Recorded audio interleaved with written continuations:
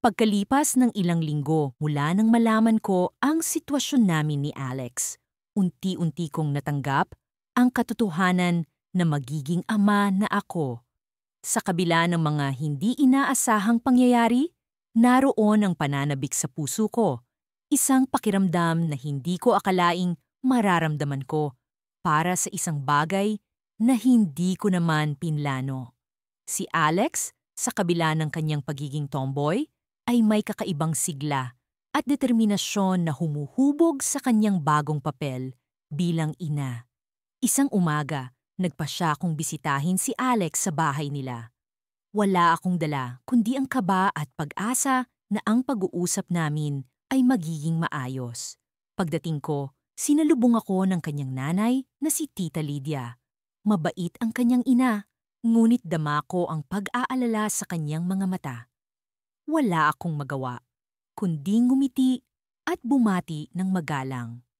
Nasa likod siya, Jomari, sabi ni Tita Lydia, nagdidilig ng halaman. Lumapit ako sa likod bahay at nakita kong abala si Alex sa kanyang mga halaman. Masigla siyang nagdidilig at tila ba wala siyang ibang iniintindi kundi ang mga halaman niya. Nang maramdaman niyang naroon ako, tumigil siya at binalingan ako ng tingin. "Hey," bati ko, medyo nahihiya. "Hey," sagot niya at nagpatuloy sa ginagawa. Napabuntong hininga ako bago nagsalita. "Kumusta ka na?" "Okay lang," maikling sagot niya. Hindi tumitingin sa akin. Alam kong may lamat pa rin ang aming sitwasyon.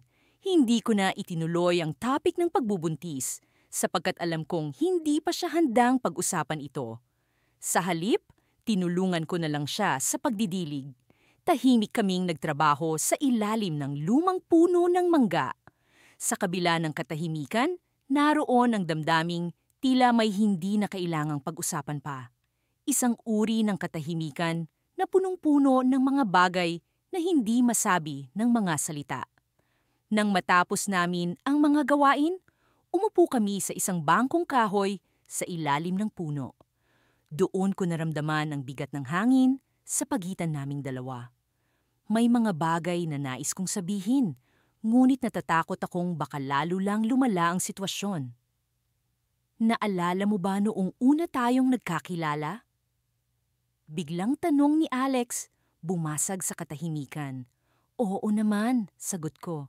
"Sa basketball court, halos hindi ko makapaniwala na kaya mong makipagsabayan sa mga lalaki." Ngumiti siya, tila naalala ang nakaraan. Hindi ko rin inakalang magiging ganito ang mangyayari sa atin. "Alex," simula ko, "alam kong hindi ito ang inaasahan mo. Pero gusto kong malaman mo na nandito ako. Hindi kita iiwan." Nakita kong nag-iba ang ekspresyon ng mukha niya. May lungkot sa kanyang mga mata, ngunit may bakas din ng pag-asa. Hindi ko alam kung paano ito haharapin, Jomari. Lalaki ako sa puso at isipan, pero heto ako, nagdadalang tao. "Alex, walang makakapagsabi kung ano ang tamang paraan," sabi ko. "Basta't magkasama tayo, hahanap tayo ng paraan." Tahimik siyang tumango at nagtama ang aming mga mata. Sa sandaling iyon, naramdaman ko ang koneksyon na hindi ko inaasahang mararamdaman ko para sa kanya. Isang damdamin na higit pa sa pagkakaibigan, ngunit hindi ko pa maipaliwanag. Habang nag-uusap kami, biglang may tumawag sa cellphone ko. Si Leo, ang matalik kong kaibigan. Nagdadalawang isip akong sagutin, ngunit alam kong baka mahalaga ang tawag niya. "Sandali lang, Alex," sabi ko at sinagot ang tawag. "Leo, anong meron?" "Jomari, kailangan mong pumunta dito," sabi ni Leo, halatang nagmamadali. "May nangyari kay Tita Lydia." Nagulat ako at agad na sumeryoso. "Anong nangyari?" "Naaksidente siya. Kailangan ni Alex na malaman ito." Biglang bumilis ang tibok ng puso ko. Hindi ko alam kung paano sasabihin ito kay Alex. Nang ibaba ko ang telepono, binalingan ko siya. Napansin niyang nag-iba ang aking ekspresyon. "Anong nangyari?" tanong niya, halatang nag-aalala. "Alex, kailangan nating pumunta sa ospital," sabi ko, pilit na pinapanatiling kalmado ang boses ko. Si Tita Lydia, na aksidente siya. Nanlumo si Alex at nakita ko ang takot sa kanyang mga mata. Wala akong magawa kundi hawakan ang kanyang kamay, umaasa na sa simpleng paraan ay maipadama ko ang suporta ko sa kanya. Habang nagmamadali kaming lumabas ng bahay, naramdaman ko ang bigat ng sitwasyon. Ang mga bagay na hindi ko inaasahan ay unti-unting nagiging bahagi ng realidad ko. Sa gitna ng kaguluhan, isang tanong ang bumabagabag sa isip ko. Paano kung ang lahat ng ito ay may mas malaking dahilan? At sa kabila ng lahat, handa na ba akong harapin ang mga susunod na mangyayari? Hindi ko pa alam ang sagot, ngunit alam kong hindi ko ito haharapin ng mag-isa. Sa ilalim ng malamlam na ilaw ng aming paboritong coffee shop, nakaupo kami ni Alex sa isang sulok na tila ba isang maliit na mundo lang na kami ang laman. Isang linggo na ang nakalipas mula nang malaman naming buntis siya at patuloy pa rin kaming naguguluhan kung paano namin haharapin ang sitwasyong ito. Hindi ko pa rin maalis sa isip ko ang mga nangyari. Paano ba namin haharapin ang mga reaksyon ng aming mga pamilya, ng aming mga kaibigan? Hindi ko alam. Ngunit ang alam ko lang, mahalaga si Alex sa akin. At kahit ano pa man ang mangyari, hindi ko siya iiwan. Jomari, sabi ni Alex, sabay hawak sa kamay ko. Ramdam ko ang lamig at pag-aalinlangan sa kaniyang palad. Hindi ko alam kung anong gagawin ko. Hindi ko nga alam kung paano ko ito ipapaliwanag sa sarili ko. Paano pa kaya sa pamilya ko? Tumingin ako sa kaniya. Nakikita ko ang lungkot at pag-aalala sa kaniyang mga mata. Alex, hindi kita pababayaan. Haharapin natin ito ng magkasama. Hindi mo kailangang mag-isa. Ngumiti siya, ngunit may kirot sa likod ng kaniyang mga mata. Salamat, Jomari. Alam kong hindi ito madali para sa'yo, lalo na't alam mong hindi ito ang normal na sitwasyon. Nilingon ko siya, sinisikap na magpatawa kahit kaunti. Wala namang normal sa atin, di ba? I mean, sino bang mag-aakala na ang isang tomboy at isang straight guy ay magkakaroon ng ganitong sitwasyon? Tumawa siya, ngunit halata ang kabigatan sa kaniyang mga balikat. Oo na, parang pelikula lang, ano? Ngunit sa kabila ng aming mga pagpapatawa, alam naming pareho na hindi ito biro. Nasa harap namin ang isang malaking pagbabago at kailangan naming maghanda. Sa kabila ng lahat, may isang bagay na hindi ko maalis sa isip ko. Ano ang nararamdaman ni Alex sa kaniyang pagbubuntis? Paano ito magbabago sa kaniya? Sa amin. Hindi ko alam kung paano ko haharapin ang magiging anak natin, Jomari. Sabi niya sa huli. Paano kung hindi ako maging mabuting ina? Paano kung hindi ko kayang baguhin ang sarili ko para sa kaniya? Hindi mo kailangang baguhin ang sarili mo, Alex. Sagot ko, ang pagiging magulang ay hindi tungkol sa pagbabago ng kung sino ka, kundi sa pag-aalaga at pagmamahal sa isang bagong buhay. At sigurado akong kaya mong gawin iyon. Natahimik siya, tila ba ninanamnam ang mga sinabi ko. Alam kong malaking bahagi ng pagkatao niya ang pagiging tomboy at hindi ko nais na mawala iyon sa kanya. Ngunit alam ko rin na ang pagkakaroon ng anak ay isang responsibilidad na babago sa aming dalawa. Habang nag-uusap kami, hindi ko maiwasang mapansin ang mga tao sa paligid namin. Karamihan sa kanila ay abala sa kani-kanilang buhay, walang kamalay-malay sa aming sitwasyon. Nakakatuwang isipin na sa gitna ng mundong ito, mayroon kaming sariling kwento na puno ng komplikasyon at pagmamahal.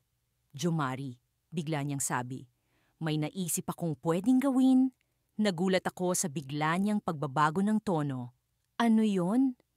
Siguro dapat tayong magpatingin sa isang therapist o counselor, sabi niya. Alam kong hindi ito madaling harapin at baka kailangan natin ng tulong ng ibang tao para maintindihan ang nararamdaman natin. Isang ideya iyon na hindi ko naisip, ngunit may katwiran siya. Oo nga, baka nga makatulong iyon sa atin. Magandang ideya yan, Alex. Ngumiti siya. At sa unang pagkakataon, mula nang malaman naming buntis siya, nakita ko ang piraso ng pag-asa sa kaniyang mga mata. Ngunit bago pa man namin mapag-usapan pa ang plano, biglang nagring ang cellphone ko. Tiningnan ko ang screen at nakita kong si Mark, ang matalik kong kaibigan, ang tumatawag. Kinuha ko ang tawag, iniwan si Alex sa mesa. "Jomari, kailangan kita," sabi ni Mark, halatang may urgency sa boses niya. "May nangyari kay Laika." Ang pangalan ni Laika ay parang isang malamig na simoy ng hangin na dumampi sa akin. Si Laika, ang dati kong kasintahan na matagal ko nang hindi nakakausap. Hindi ko alam kung ano ang nangyari, ngunit ramdam ko ang kaba sa boses ni Mark. "Anong nangyari?" Tanong ko, kinakabahan. "Hindi ko maipaliwanag sa telepono. Kailangan mo siyang makita? Ngayon na." Nagpaalam ako kay Alex, sinabing may emergency at kailangan kong umalis. Nakita ko ang pag-aalala sa kaniyang mga mata. Ngunit tumango siya, naiintindihan ang sitwasyon.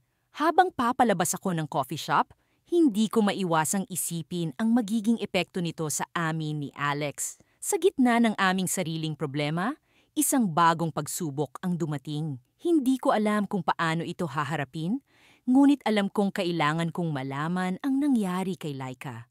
At sa likod ng isip ko, isang tanong ang bumabagabag. Paano kung ang lahat ng ito ay magbago sa aming dalawa ni Alex? Hindi ko na mabilang kung ilang beses na akong napaisip sa sitwasyon naming ito ni Alex. Hanggang ngayon, para pa rin akong nasa gitna ng isang pelikula na puno ng mga twist at hindi inaasahang yugto. Kung dati simple lang ang buhay ko, ngayon na may napuno ito ng mga tanong at emosyon na hindi ko inaasahang maramdaman. Isang umaga, nagising ako sa tunog ng ulan na pumapatak sa bubong. May kakaibang lamig ang hangin, tila ba may dala itong mensahe na hindi ko pa maintindihan. Agad kong naalala si Alex. Madalas ay naglalakad siya papunta sa bahay kapag ganitong oras. Nag-aalala ako, hindi dahil sa ulan, kundi dahil sa mga bagay na hindi pa namin napag-uusapan. Lumabas ako ng bahay at sumilong sa maliit na kubo sa likod. Dito kami madalas mag-usap ni Alex, malayo sa mga mata ng iba. Naaalala ko pa noong una kaming nag-usap dito, tila ba walang ibang tao sa mundo kundi kami lang dalawa. Ngayon, dala ng mga nangyari, ang kubo na ito ay puno ng mga alaala, ng mga pag-uusap na puno ng pag-aalala, ligaya at kalituhan. Habang nakaupo ako roon, hindi ko mapigilang isipin kung paano nagsimula ang lahat. Nagsimula lang ito sa isang gabi ng kasiyahan, isang gabi na hindi namin inaasahang magdadala ng malaking pagbabago sa aming mga buhay. Hindi namin inasahan na ang gabing iyon ay magiging simula ng isang komplikadong sitwasyon na magtutulak sa amin na harapin ang mga bagay na hindi pa namin handang harapin. Maya-maya ay dumating si Alex, basang-basa sa ulan. Sa kabila ng basa niyang damit at magulong buhok, may kakaibang angiti sa kanyang mga labi. "May dala akong balita," sabi niya habang umuupo sa tabi ko. Hindi ko alam kung dapat ba akong matuwa o kabahan. "Ano yun?" Tanong ko, habang pilit na pinapakalma ang kabog ng dibdib ko. Hindi ko alam kung paano ko sasabihin, "To!" sabi niya, tila ba nag-iisip ng tamang salita. Pero, "Jomari, gusto kong subukan. Gusto kong subukan na bumuo ng pamilya kasama ka." Hindi ko alam kung ano ang isasagot ko. Para akong natulala sa sinabi niya. Sa totoo lang, ito ang matagal ko nang hinihintay na marinig mula sa kanya.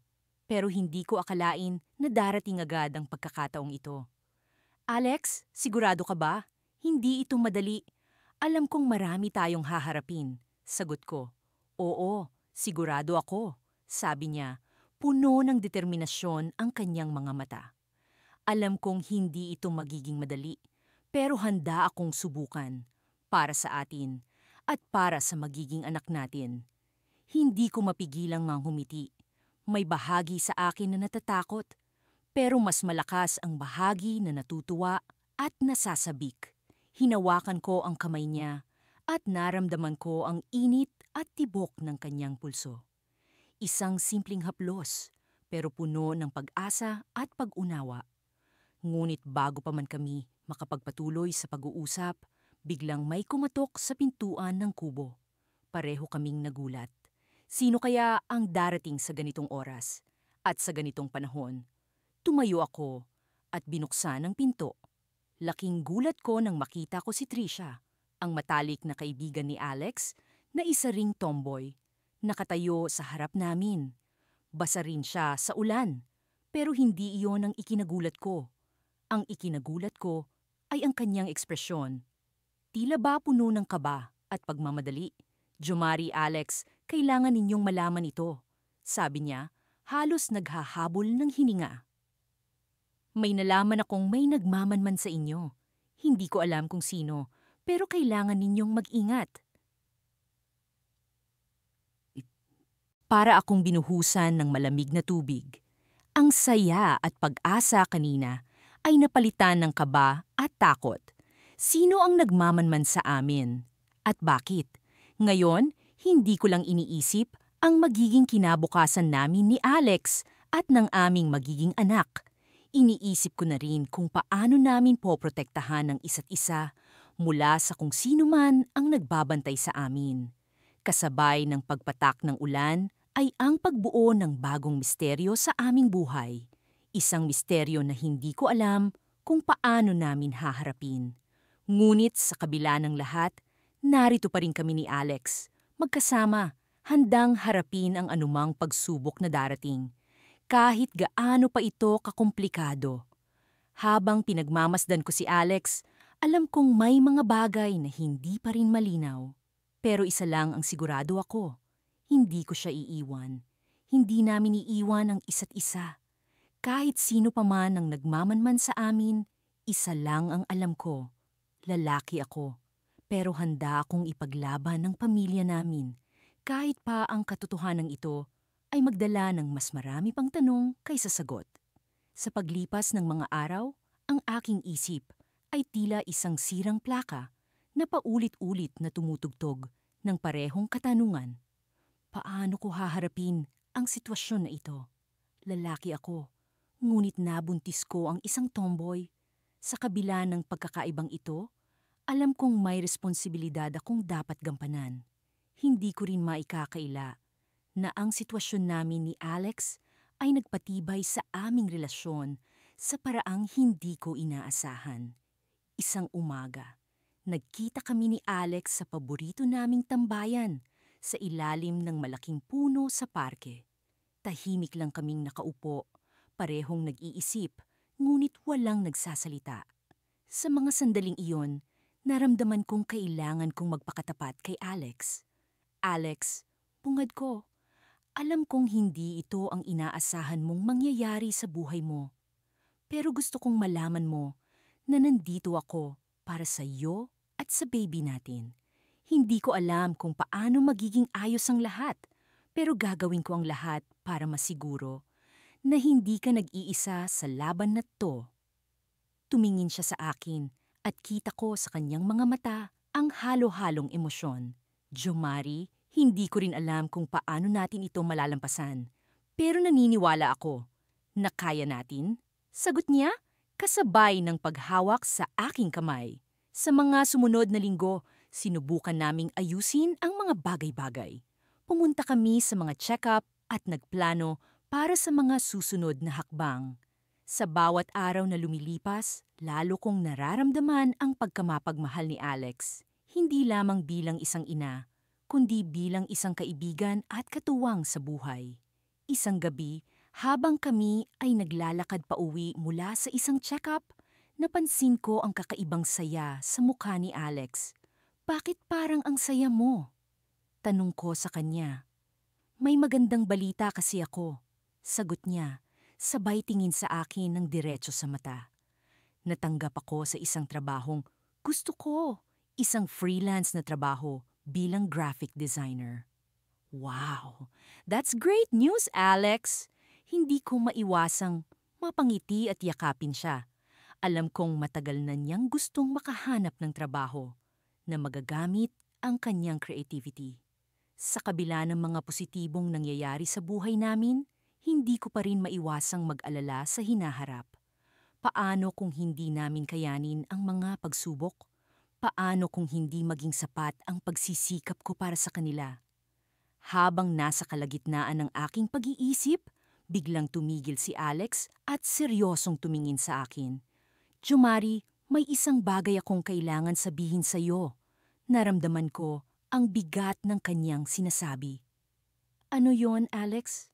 Tanong ko, kinakabahan sa posibleng sasabihin niya. May isang tao mula sa nakaraan ko na gustong makipagkita sa akin. Sabi niya, halatang nag-aalangan. Siya ang ex ko, si Sam, at gusto niyang malaman ang sitwasyon ko ngayon. Biglang bumilis ang tibok ng puso ko. Hindi ko alam kung ano ang mararamdaman sa sinabi ni Alex. Alam kong may karapatan siyang makipag-usap sa kahit kanino, pero hindi ko maiwasang makaramdam ng selos at takot. Bakit siya biglang nagparamdam? Tanong ko, pilit na pinapakalma ang sarili. I don't know, Jo Mari. Siguro dahil nalaman niyang buntis ako at gusto niyang maging parte ng buhay ko ulit.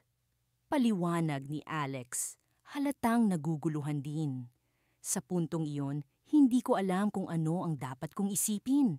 Pero isa lang ang sigurado ako, hindi ko hahayaang masira ang aming pinagsamahan dahil sa isang tao mula sa nakaraan. Alex, ano man ang mangyari, nandito lang ako para sa iyo. Gusto ko lang malaman mo yan. Sabi ko, pilit na pinaparamdam sa kanya ang aking suporta. Ngunit bago pa man siya makasagot, biglang may humintong kotse sa tabi namin at bumaba ang isang pamilyar na mukha, si Sam. Alex, tawag niya habang papalapit sa amin. Sa mga sandaling iyon, naramdaman ko ang tensyon sa paligid.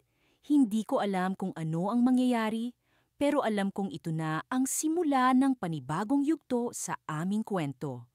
At doon ko napagtanto na ang aming sitwasyon ay mas komplikado pa kaysa sa inaakala ko.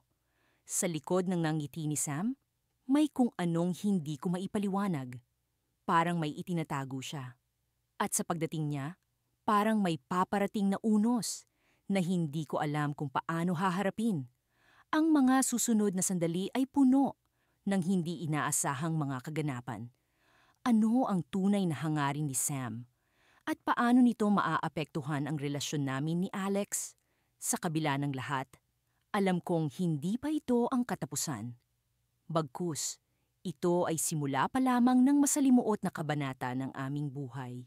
Hindi ko alam kung paano ko sisimulan ito. Ang dami kong gustong sabihin, ngunit parang nagkakandatuhog-tuhog ang mga salita sa utak ko. Nang makita ko si Alex na nakaupo sa park, tila walang pakialam sa paligid, hindi ko maiwasang makaramdam ng kaba. Lahat ng bagay ay nagbago simula nang malaman naming buntis siya. At ang mas nakakalito pa, ako ang ama. Jumari, please umupo ka. Bungad niya habang tinatapik ang espasyong katabi niya sa bench. May kakaibang linaw sa kanyang mga mata. Para bang handa na siyang harapin ang mundo. Kahit na sa loob-loob ko'y alam kong pareho kaming takot. Salamat, Alex, sagot ko habang marahang umupo sa tabi niya. Hinayaan kong lumipas ang ilang saglit na tahimik lang kaming nakatitig sa mga batang naglalaro sa malayo.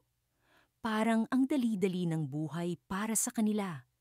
Isang mundo ng walang hanggang laro at tawanan, samantalang kami ni Alex ay tinutulak ng realidad sa desisyong hindi namin inasahang haharapin. Alam mo, Jumari, nagsimula siya, sa lahat ng mga nangyari, hindi ko inisip na magiging ganito kahirap ang lahat. Akala ko noon, kapag may desisyon kang ginawa, susundin lang ito ng puso at isipan mo. Pero heto tayo ngayon. Tumingin siya sa akin. At sa unang pagkakataon, Nakita ko ang pagkalito sa kanyang mga mata. Si Alex, nakilala kong matatag at palaban. Ngayoy tila nagdadalawang isip. Alex, ano man ang mangyari, nandito ako. Hindi ko alam kung paano natin aayusin ito. Pero gusto kong malaman mo na hindi kita iiwan. Sabi ko ng may pagtitiyak. Kahit na sa loob ko'y pareho kaming naguguluhan. Ngumiti siya, isang ngiting puno ng pasasalamat, ngunit may halong alinlangan. Salamat, Jomari. Pero hindi lang ito tungkol sa atin. Iniisip ko rin yung magiging bata. Anong klasing buhay ang maibibigay natin sa kanya kung tayo mismo ay hindi sigurado sa ating sitwasyon? Napabuntong hininga ako. Totoo, ang daming tanong na walang kasagutan.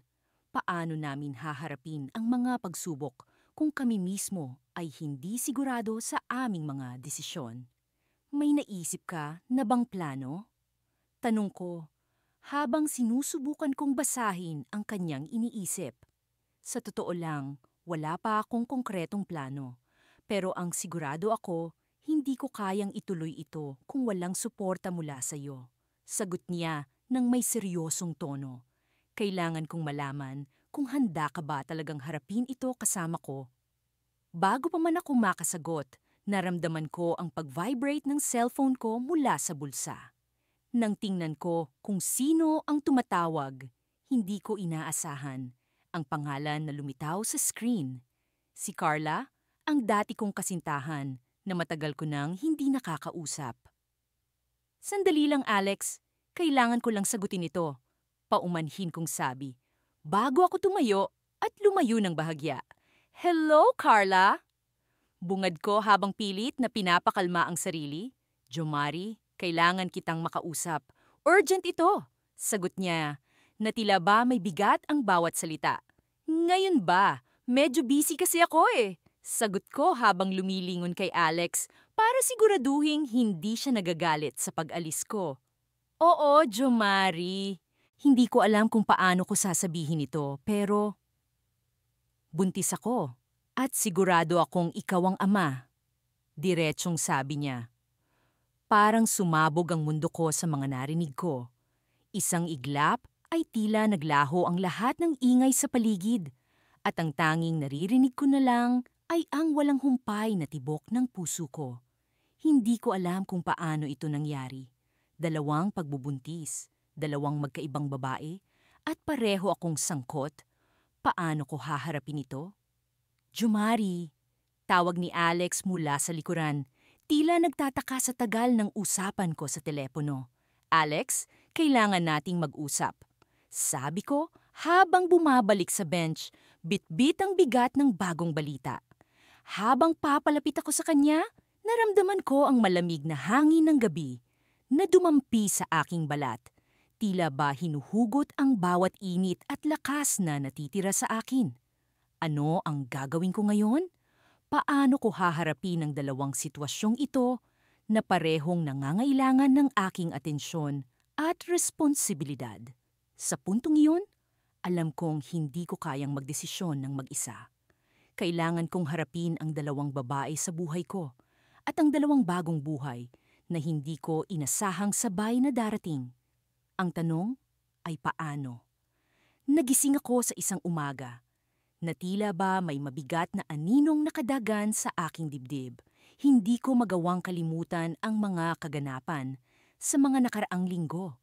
Ang ideya na nabuntis ko si Alex, isang tomboy na minsan ko lang nakilala, ay tila isang panaginip na hindi ko magising. Mula nang malaman ko ang kalagayan ni Alex, nagbago ang takbo ng aming mga buhay. Napilitan kaming harapin ang realidad na wala ni isa sa amin ang handa. Ngunit sa kabila ng lahat, naroon ang hindi maikakailang koneksyon na nabuo sa pagitan namin, isang bagay na hindi ko inasahan sa simula. Ngayon, habang nakaupo ako sa gilid ng kama, pinagmamasdan ko ang sinag ng araw na dahan-dahang pumapasok sa kwarto. Hindi ko maiwasang isipin ang mga posibleng mangyayari. Paano kung hindi ko kayanin ang responsibilidad bilang ama? Paano kung hindi ko maiparamdam kay Alex na hindi siya nag-iisa sa laban na ito? Nagpasya akong puntahan siya sa kanilang bahay. Kailangan naming mag-usap. Alam kong hindi ito magiging madali, ngunit kailangan naming magtulungan para sa ikabubuti ng aming magiging anak. Pagdating ko sa bahay nila Alex, sinalubong ako ng kanyang ina. "Jomari, mabuti at naparito ka," sabi niya. Ramdam ko ang kabigatan ng kanyang mga mata. Tila ba pinasan niya ang mundo sa kanyang balikat? Nasa loob si Alex. Inaasahan kanya. Habang papasok ako, nakita ko si Alex na nakaupo sa sofa, nakatingin sa kawalan. Nang makita niya ako, bahagya siyang umiti. "Jomari," sambit niya, puno ng pag-aalala ang kanyang tinig. "Alex," sinimulan ko, "kailangan nating pag-usapan ang mga dapat nating gawin para sa bata." Tumango siya at nag-ayos ng upo. "Oo, alam ko, pero may kailangan din akong sabihin sa'yo." Napatigil ako, kinabahan sa posibilidad ng sasabihin niya. "Ano yon?" "Pumunta ako sa doktor kahapon," sabi ni Alex, "at nalaman ko na may komplikasyon ang pagbubuntis ko. Kailangan kong sumailalim sa masusing pagsusuri para masiguro ang kaligtasan ko at ng bata." Gulat at pag-aalala ang bumalot sa akin. Hindi ko inaasahan ang ganitong balita. "Anong klasing komplikasyon?" Tanong ko, umaasa sa positibong kasagutan. "Hindi pa nila masabi," sagot ni Alex, halatang pinipilit maging matatag. "Kailangan pa ng karagdagang pagsusuri. Pero sinabi nilang may posibilidad na kailanganin kong pumili sa pagitan ng buhay ko at ng bata." Parang may bumagsak na mabigat na bagay sa aking dibdib. Hindi ko alam kung paano ko haharapin ang ganoong sitwasyon. Paano kung dumating ang araw na iyon? Paano kung kailangan kong mamili? "Alex," sambit ko, "hindi ko alam ang sasabihin. Pero nandito ako para sa'yo. Hindi kita iiwan." Nagulat ako nang biglang bumukas ang pinto at pumasok ang isang babae, may hawak na envelope. "Alex, kailangan mo itong makita," sabi ng babae na hindi ko pa nakikilala. "Jomari, ito si Mila, ang pinsan ko," pakilala ni Alex. "Ano yan, Mila?" Iniabot ni Mila ang envelope kay Alex na agad namang binuksan nito. Kitang-kita ko ang pag-aalala sa mukha ni Alex habang binabasa ang laman ng sulat. "Anong problema?" Tanong ko, hindi mapigilan ang pag-usisa. "Jomari," sagot ni Alex, nangginginig ang tinig. "May nagpadala ng banta. Hindi ko alam kung sino, pero sinasabi nilang alam nila ang sitwasyon natin. At kung hindi tayo umalis dito, may masamang mangyayari." Pakiramdam ko'y bigla akong nilamig. Ang mga pangyayari sunod-sunod na dumating na parang alon, at ngayon ito pa ang isa pang dagok. Sino ang gagawa nito? At paano nila nalaman ang tungkol sa amin? Habang nakatingin kami ni Alex sa isa't isa, alam kong pareho naming nararamdaman ang takot at pagkalito. Ngunit sa kabila ng lahat, nariyan ang pangako ko sa kanya. Hindi ko siya iiwan at hinding-hindi ko hahayaang may mangyaring masama. "Alex," sabi ko, pinipilit maging matatag, "hindi tayo magpapatalo. Hahanapin natin kung sino ang nasa likod nito. At hindi natin hahayaan na sirain nila ang buhay natin." Tumango si Alex, puno ng determinasyon sa kanyang mga mata. "Oo, Jomari, magtutulungan tayo." At sa kabila ng lahat ng takot at pangamba, naroon ang isang maliit na ilaw ng pag-asa. Alam kong kahit gaano pa kahirap ang aming sitwasyon, hindi kami magpapatalo. At sa huli, hindi pa rin natatapos ang aming kwento.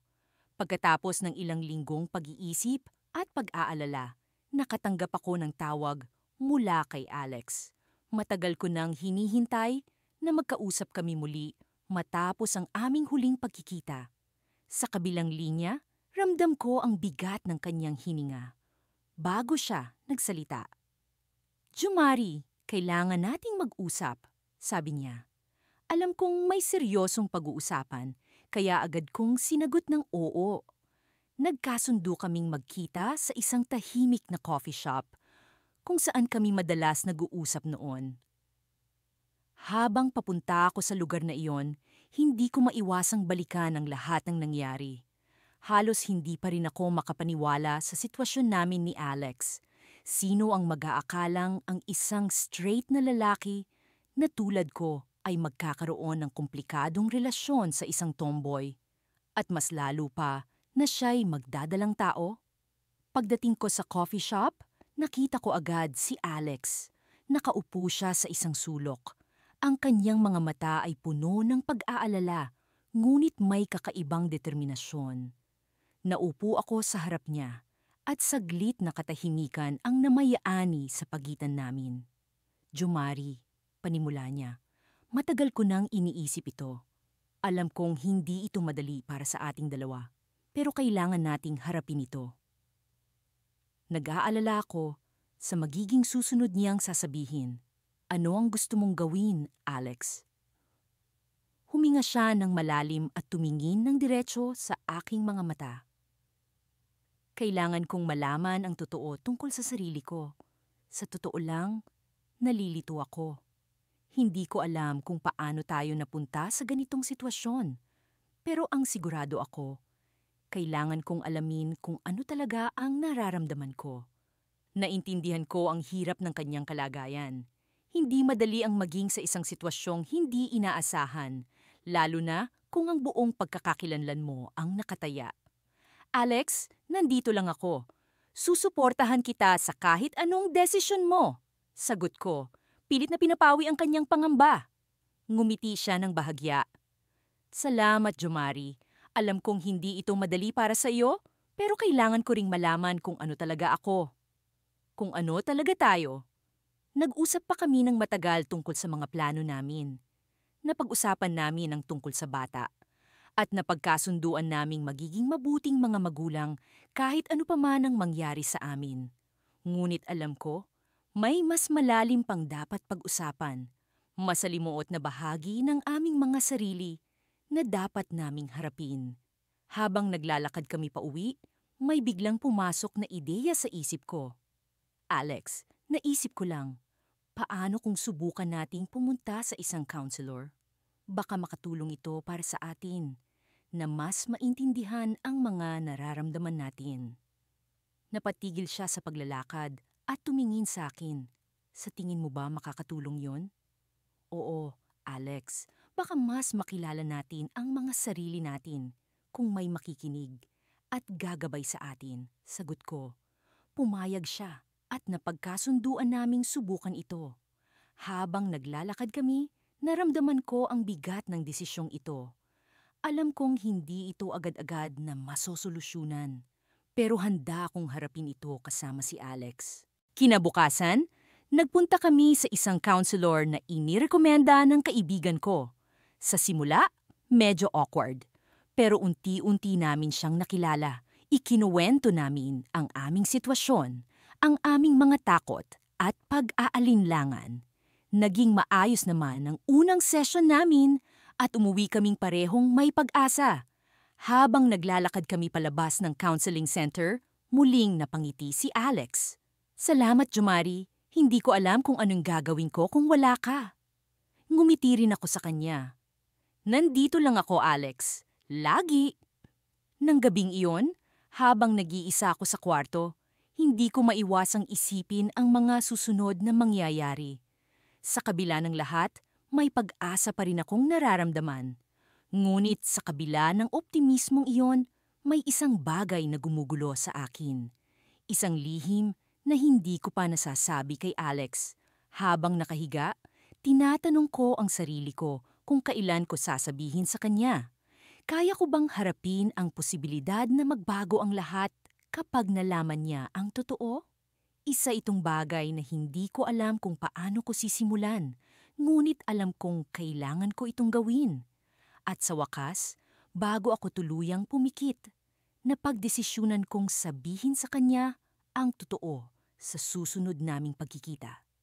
Handa na akong harapin ang anumang magiging resulta.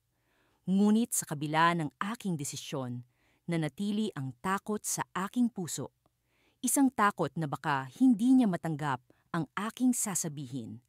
Dumating ang umaga at habang nagmamadali ako papunta sa trabaho, nakatanggap ako ng mensahe mula kay Alex. Jumari, kailangan nating magkita ulit. May mahalaga akong sasabihin. Hindi ko alam kung ano ang ibig sabihin nito, pero bigla akong kinabahan. Ano kaya ang sasabihin niya? At handa na ba akong sabihin ang aking lihim? Sa puntong ito, alam kong walang atrasan. Kailangan kong harapin ang katotohanan kahit gaano pa ito kasakit.